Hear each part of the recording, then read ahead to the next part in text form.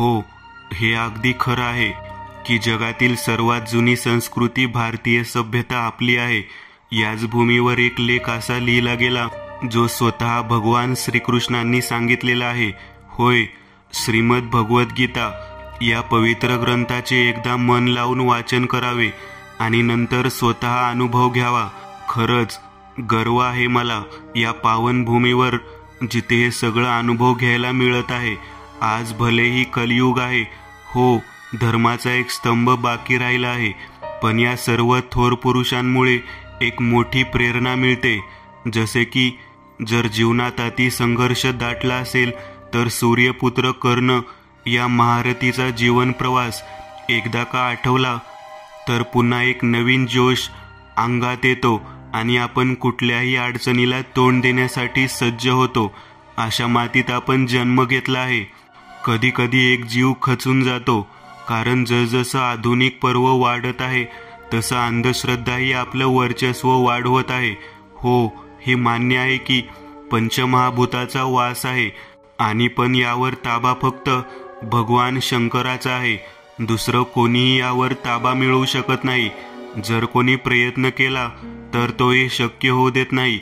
ही कहाणी एका साधूची आहे ज्याने परम सिद्धी प्राप्त करण्यासाठी त्याची मर्यादा ओलांडली. मी याचा साक्षी आहे. मी शरद देशपांडे. मी एक लेखक आणि ज्योतिषशास्त्र पंडित आहे. मी मुंबईमध्ये राहतो. लेखनाची आवड असल्याने मी ज्योतिषशास्त्राला थोड्या काळासाठी विराम द्यावा असा विचार केला होता, पण ते काही शक्य झाले नाही. माझी एक कादंबरी अभ्यासकांना खूप आवडली आणि माझा पूर्ण वेळ लेखक बनण्याचा प्रवास तिथून सुरू झाला. ही घटना त्यावेळची आहे ज्यावेळी गावी राहत होतो. लोखंडी सावरगाव हे माझं गावाचं नाव होतं. मी त्यावेळी माझ्या वयाच्या 20वीत होतो. हो, मतदान करण्यायोग्य समज आली होती मला. आमच्या गल्लीमध्ये एक साधू राहत होता. त्याचं नाव बलभीम होतं. मुख्य तो पहिला साधू नव्हता. तो एकदम साधारण एक मजूर होता. त्याला जन्मापासून ते वारसा मिळाला नव्हता.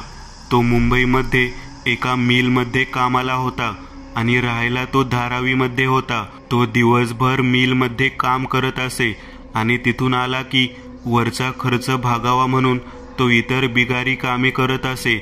संडासची टाकी साफ करणे, खड्डा खोदणे, फर्निचरचं काम तो उत्तमरित्या करत. तसा तो मेहनती आणि चिकाटीवाला व्यक्तिमत्व होतं. त्यामुळे त्याच्या मिलचा पगार जशास तसा उरत असे. खूप वर्ष काम केले आणि त्याने बक्कळ पैसे जमा केले होते.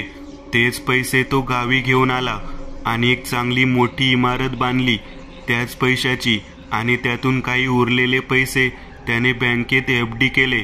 आरामात त्याचं व्याज तो महिन्याला खर्च करत होता. आता हे खरं होतं, हा माणूस मेहनती होता. काही दिवस रिकामा बसून खाणं त्याला जमलं नाही. त्याला काहीतरी काम करायचे होते, पण गावात कुठे काम मिळतं. त्यानं थोडा दिवस फक्त पाहणी केली. त्यात त्याला निदर्शनास आले की गावातील बहुतांश लोकांना करणी, भानामती यासारख्या अंधश्रद्धावर खूप विश्वास आहे. हे सगळं बघून त्याने साधू बनण्याचं ठरवलं. त्यासाठी त्याने माझ्याच वडिलांकडे तालीम घेतली. सगळे मंत्र म्हणू लागला, सगळे पथ्य पाळू लागला, पूर्ण ब्राह्मण बनला. मांसाहार सोडून सात्विक आहार घेऊ लागला. थोडा अवकाश झाल्यानंतर त्याने साधू म्हणून तो समाजात वावरू लागला.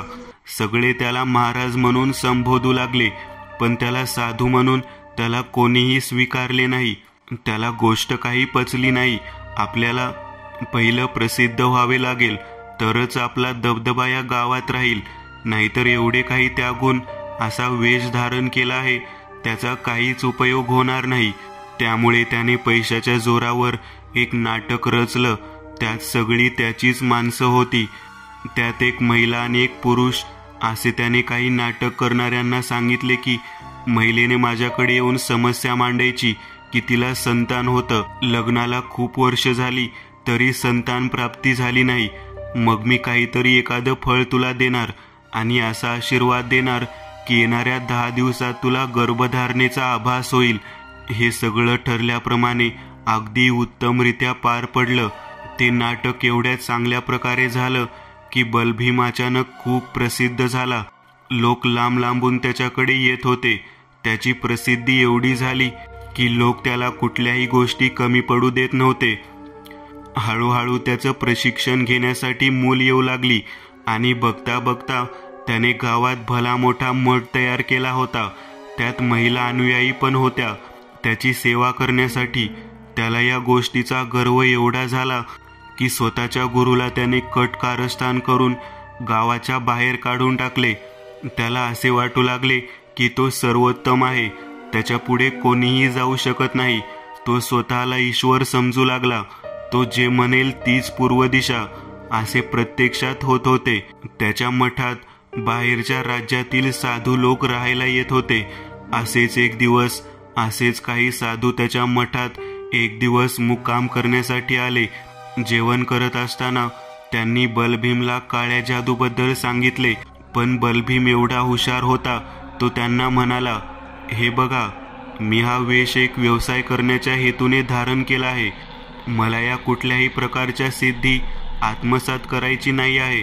पण त्या लोकांनी बलभीमला अशी भुरळ घातली की तो एक क्षणात राजी झाला.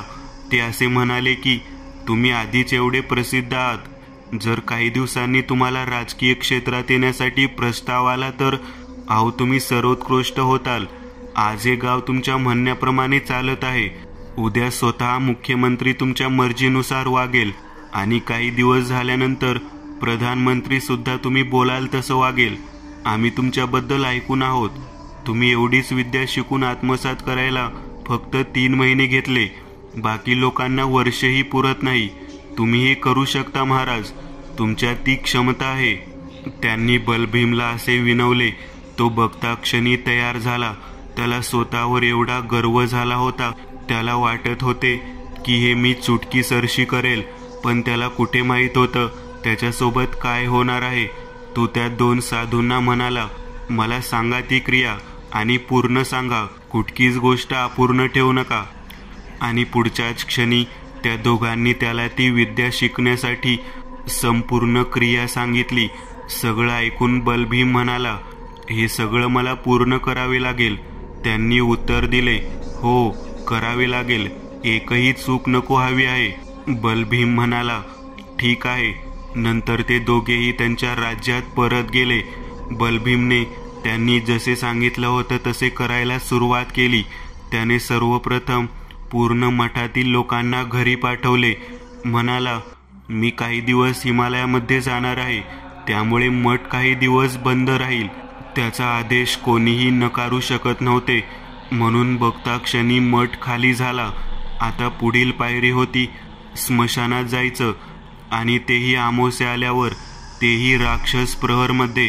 रात्रीचे 1 ते 3चा वेळ. हा वेळ या शक्तीचा असतो असं त्याला सांगितलं होतं. त्यावेळेस जायचं आणि तेही पूर्ण नग्न अवस्थेत. त्या ठिकाणी जाऊन जे एकदम नवीन पुरलेलं पार्थिव असेल तर जमिनीतून बाहेर काढायचं आणि त्याचा एक केस घेऊन त्या ठिकाणी जी पण मंत्रविधी असेल ती करायची. त्याने अगदी त्याचप्रमाणे सगळं केलं. कोण त्याला थांबवणार होतं? त्या गावामध्ये त्याला आता ती विद्या शिकण्याचं दुसरं चरण.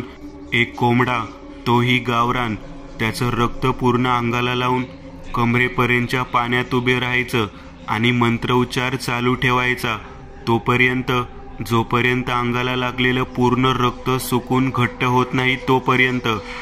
आणि जसे ते घट्ट होईल तशी पाण्यात एक बुडकी मारायची आणि ते सगळं रक्त पाण्याच्या आतच धुवून काढायचं. जेव्हा बाहेर याल तेव्हा अंगाला रक्ताचा एकही ठिपका दिसला नाही पाहिजे. तेव्हाच ती पूजा संपन्न होईल. त्याने अगदी काळजीने ती पूजा पार पडली. या चरणामध्ये त्याला कसलाही अडथळा आला नाही. आता त्याला वाटत होते की मी अमर होणार, मृत्युंजय होणार.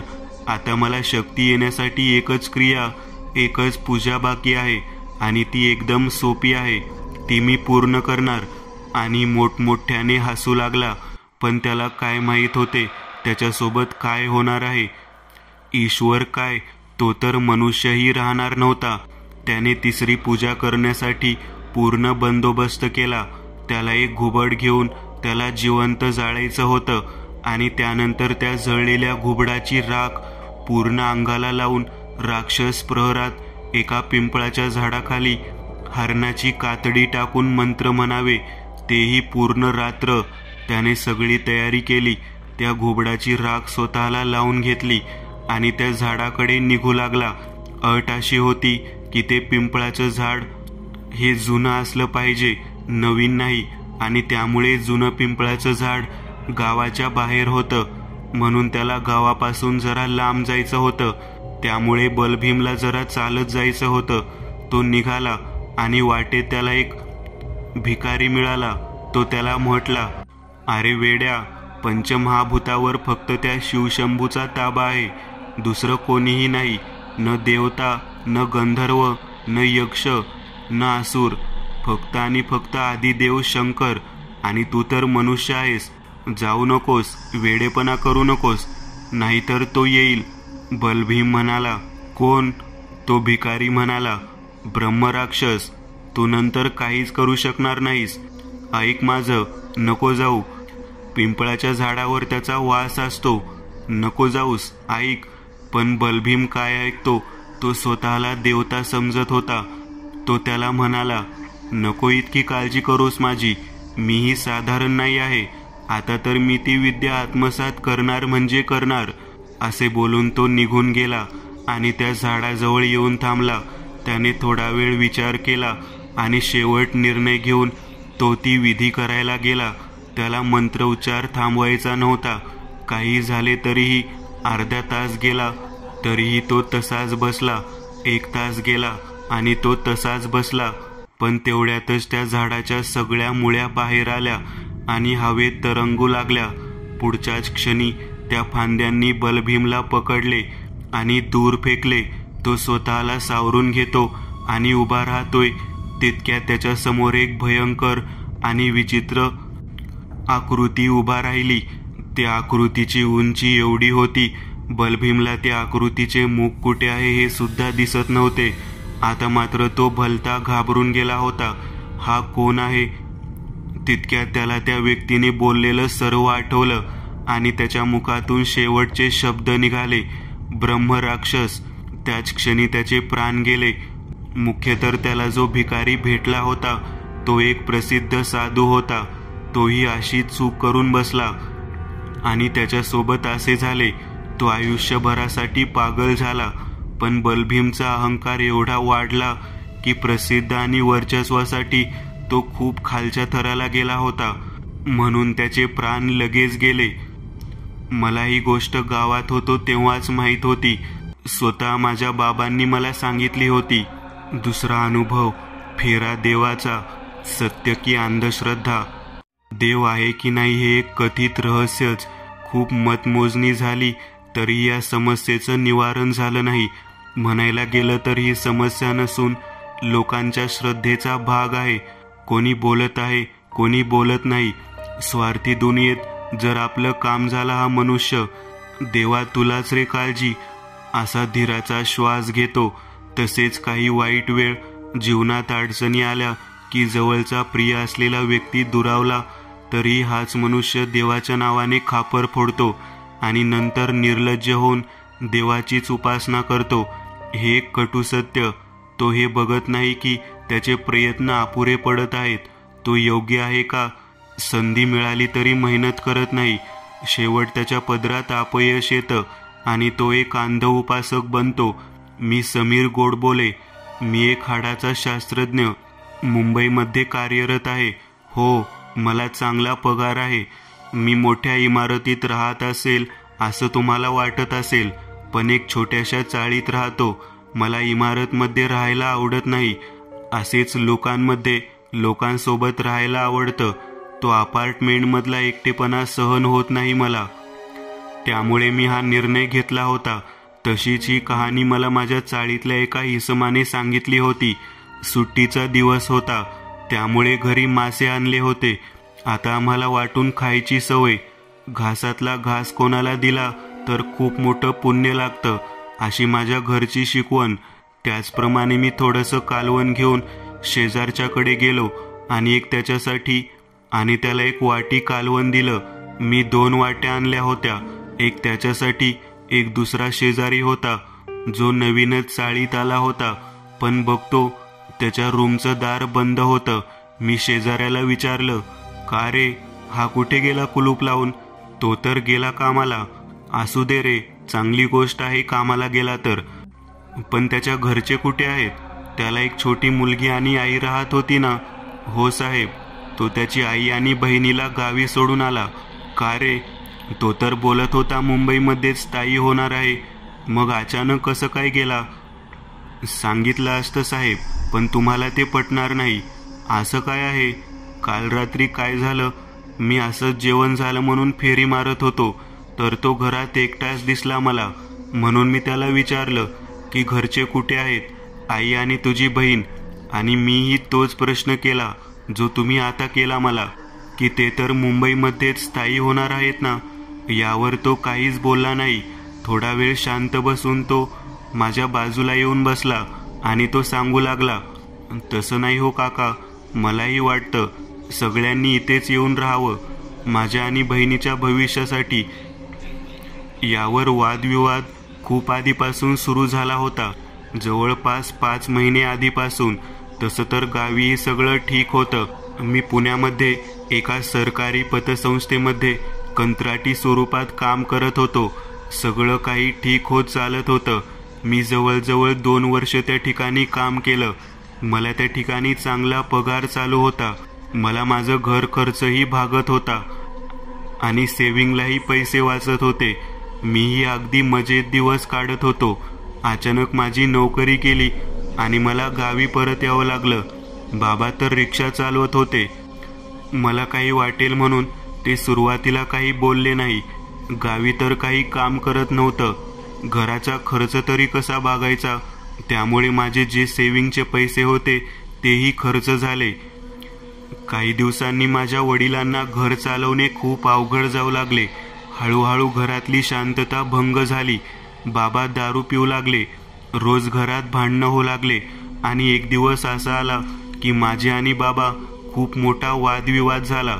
त्या दिवशी मी आई आणि बहिणीला घेऊन मुंबईला आलो. काही दिवस मामाकडे राहिलो. माझ्या बाबावर एवढा राग होता की इथून पुढे गावात कधीच जाणार नाही मी असा पण घेतला आणि नोकरी शोधू लागलो. मिळालेल्या अनुभवावर मला नोकरी मिळाली, पण मला काय माहीत ही मायानगरी एवढी अवघड आहे जगण्यासाठी.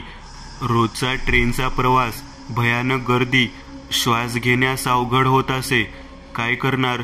आई बहीण घरी एकटे आहेत ही चिंता सारखी सतवत असायची. त्यामुळे कामावरही लक्ष लागत नव्हतं माझं. कामावरून सुटलो की घरी कधी येईन अशी मनाला आस लागते.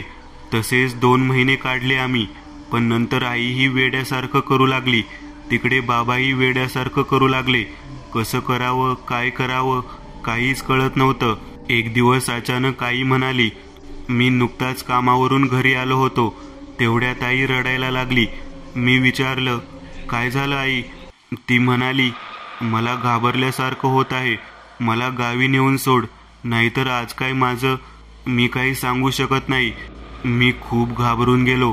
मी म्हणालो, ठीक आहे, सोडतो 2 दिवसात तुला, मी राहीन इथे. कशी तरी मी कामावरून 3 दिवसांची सुट्टी काढली आणि बस तिकीट बुक केले आणि दुसऱ्या दिवशी मी गावी पोहोचलो. गावी गेल्यानंतर सगळे म्हणू लागले, बरं झालं बाबा आलास. बघ घराचा कसा उकंडा झाला आहे बघ जरा. आणि एवढं सगळं होण्यामागचं कारण तुझी नोकरी नव्हती. याला तुझा बापच जबाबदार आहे. कसं काय? फेरा होता बाबा, नरसुबाचा फेरा होता. कसं काय? मी तर रोज पाणी आणि शेंदूर घालत होतो नरसुबाला. तर ती आजी म्हणाली, नरसुबा लई जहाल देव आहे बाबा, त्याला नाही चालत. अरे तुझा बाबा एक दिवस रात्री असाच बाहेर आला तर त्याला समोरचा लिंबाच्या झाडावर एक झोका झुलताना दिसला. ही गोष्ट नागपंचमी होती तेव्हाची आहे. त्या झोक्यावर कोणीही बसलं नव्हतं, तरीही तो झोका आपोआप झुले घेत होता. तुझा बाबा बघून न बघितल्यासारखं करत होता. यामागं त्याला काय वाटलं हे मला नाही बाबा माहीत, पण त्याने देवाला नाही ओळखलं. खूप दिवस तो गप्पच होता. कोणाला काहीच बोलत नाही. फक्त एवढंच बोलत होता की त्या लिंबाच्या झाडाकडे जाऊ नका. मी त्याला विचारलं का, तर तो चिडून मला बोलायचा, तुला काय करायचं, जेवढं बोलतो तेवढं ऐक, नाहीतर तुझी काशी कर कुठे पण. मला जरा आश्चर्य वाटले, हा मला कधी असं बोलत नाही, मग अचानक कसा काय बोलला. एक दिवस मी त्याला माझ्या घरी बोलावलं आणि बस म्हटलं, थोडीशी पिऊ आपण. आधी तर तो नकोच बोलत होता, पण हळूहळू त्याने 1-2 गिलास पेले आणि अचानक रडू लागला. हे सगळं तुम्ही मुंबईला गेल्यानंतरची गोष्ट आहे, आधीची नाही. आणि तुझा बाप लागला ना रडायला, म्हणत होता, माझे पोर बाळ कसे असतील, मला नाही राहणं होत त्यांच्याशिवाय. मी त्याला म्हणालो, रडू नको आणि मला खरं सांग, तुला नेमकं काय झाले, मी तुझा पक्का मित्र आहे की नाही एवढं सांग. आणि मग कुठे तुझा बाप सांगू लागला मला की मला असं दिसलं, मला त्या दिवशीपासून चिडचिड होत होती. सगळं ऐकून मी तुझ्या बापाला आपल्या गावातल्या धोंडामाईकडे घेऊन गेलो आणि तिला सांगितले. तसे तिने 2 वेळेस तुझ्या बाला बघितलं आणि म्हणाली, तुला काय भूत वाटलं होय र ते, अरे त्यो खुद्द साक्षात नरसुबा होता ना.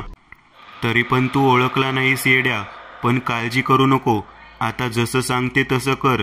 त्या लिंबाच्या झाडाला 5 फेऱ्या मार आणि माफी माग, आणि नंतर तुझ्या मागचा हा फेरा निघून जाईल. बघ मग देव तुझा बायका लेकरांना कसा वापस आणतो. आणि मग तुझ्या बापाने सगळं केलं तेव्हा तू वापस आलास. बाबा आता रोज पाणी आणि शेंदूर घालत जा देवाला, आणि चुकलं बापलं माफ कर म्हणाव देवाला. एवढं सगळं ऐकून मला जरा वेगळंच वाटलं. मी त्या शेजारीला म्हणालो, तो आज रात्री घरी आला ना, मला सांग, बोलू त्याला आपण आणि जाऊ त्याच्या गावाला. मलाही बघायचं आहे खरंच देवाचं अस्तित्व आहे का नाही.